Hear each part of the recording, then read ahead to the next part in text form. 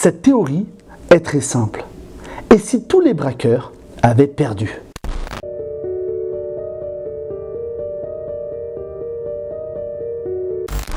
Bonjour à tous, ici le dealer de films et aujourd'hui nous allons parler de l'une des théories les plus controversées de la série La Casa de Papel. Et cette théorie a émergé d'un indice qui est pourtant omniprésent depuis la partie 1, depuis la première saison, nous l'entendons. Pourquoi Tokyo est une voix off? La voix off est un procédé cinématographique qui est extrêmement utilisé au cinéma pour effectuer des twists. Vous le savez peut-être déjà, mais la voix off est un procédé narratif qui consiste tout simplement à commenter l'action d'un film par un narrateur. Le narrateur peut être un personnage de la série ou non.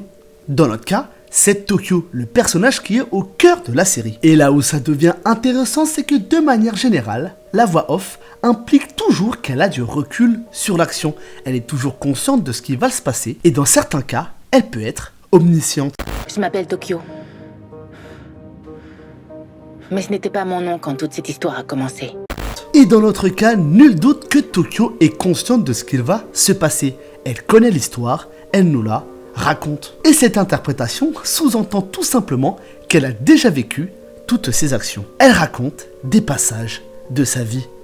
Et oui, si toute cette série n'était qu'une histoire, et si nous partons de ce point-là, et que Tokyo raconte l'histoire, ça signifierait qu'elle est probablement la seule survivante, et qu'elle raconte ce qu'elle a vécu. Et vous vous dites que le fait qu'elle raconte l'histoire ne prouve en rien que ses camarades sont morts. Mais néanmoins, posez-vous la question. La série La Casa de Papel est la championne pour les twists et les retournements de situation. Alors selon vous, quel serait le plus gros retournement de situation possible pour conclure cette série? De plus, cette théorie pourrait expliquer plein de choses. Les incohérences pourraient peut-être devenir un outil scénaristique, comme par exemple le prénom de Denver. Peut-être que Tokyo ne connaît pas réellement son prénom et vu qu'elle raconte l'histoire, elle peut se tromper. Ça peut aussi justifier tout ce côté démesuré. Nous le savons, Tokyo a un caractère plus que explosif et ça rentrerait totalement dans son tempérament de raconter l'histoire de manière explosive où tout est démesuré, tout est rajouté, tout est abusé parce qu'elle raconte l'histoire. Néanmoins, cette théorie a pas mal de zones d'ombre. Comment peut-elle raconter ce qu'a vécu le professeur? Comment peut-elle raconter ce qu'il s'est passé en dehors de la banque? Ça sous-entendrait logiquement qu'ils ont réussi leur coup et qu'ils soient sortis pour que le professeur puisse lui raconter l'histoire de son point de vue. Mais dans ce cas-là, comment se sont-ils fait attraper? Et surtout, dans quel contexte raconte-t-elle l'histoire? Est-ce que c'est la dernière survivante? Est-ce qu'elle est en prison? Est-ce qu'elle est en procès?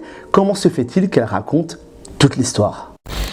Et l'une des seules choses qui pousserait Tokyo à tout raconter, c'est bien entendu que ça ne mette pas en danger ses camarades. Et de mon point de vue, cette seule raison est tout simplement qu'il ne soit plus de ce monde.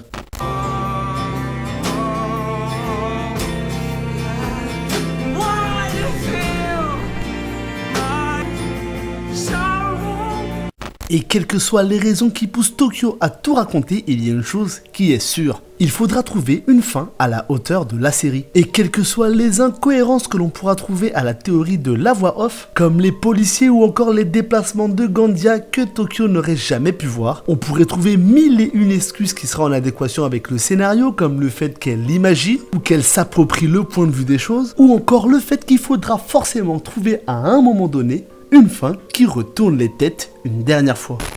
D'autant plus que malgré le succès de la série, nous le savons tous, le scénario de La Casa de Papel est limité. On ne pourra pas braquer de manière indéfinie. Au bout d'un moment, ça va devenir redondant. Ça l'est déjà. Le braquage de la Banque d'Espagne dure déjà depuis 2 saisons et bientôt 3. Il ne pourra pas en durer 6. Et même si derrière ça, nous faisons 1 ou 2 saisons pour libérer des camarades qui auraient pu être emprisonnés, il faudra forcément trouver une fin. Et je ne sais pas pour vous, mais pour moi, l'option d'avoir une fin avec Tokyo comme seule survivante qui raconte l'histoire avec un twist final juste impressionnant serait juste incroyable. Remontons un peu dans le passé. Le personnage de Tokyo est depuis le début de la saison 1 au centre de tout. Elle raconte l'histoire, les premières secondes se passent avec elle, elle est ultra mise en avant, c'est clairement l'héroïne. Sa relation avec le professeur est ultra fusionnelle. Son couple avec Ryo est celui qui est le plus détaillé, alors que pourtant il ne lui est pas arrivé grand chose de spécial, mis à part qu'elle s'est pris la tête avec Berlin et fini en culotte sur la place de la Fabrique de la Monnaie. De los días de encierro. De mi amor con Río. De los sueños de todos. De mi libertad. Elle n'a pas été tuée, elle n'est pas emprisonnée, elle va très bien. Donc, qu'a-t-elle de particulier ? Voilà, c'est fini pour cette petite vidéo courte qui parle de la théorie de Tokyo. Et donc voilà, sur ce, si vous êtes d'accord avec cette théorie, n'hésitez surtout pas à le mettre en commentaire. Si vous avez d'autres théories sur la série, allez-y, surtout ne vous gênez pas. Je serai ravi d'en débattre avec vous dans la zone commentaire. Vous pouvez aussi me retrouver sur mon Instagram et sur mon Twitter, je donne pas mal d'infos, vous avez toutes les prochaines vidéos qui vont sortir et je fais des petits lives, questions-réponses de temps en temps, donc n'hésitez pas à venir me rejoindre. C'était le dealer de films et je vous dis à bientôt.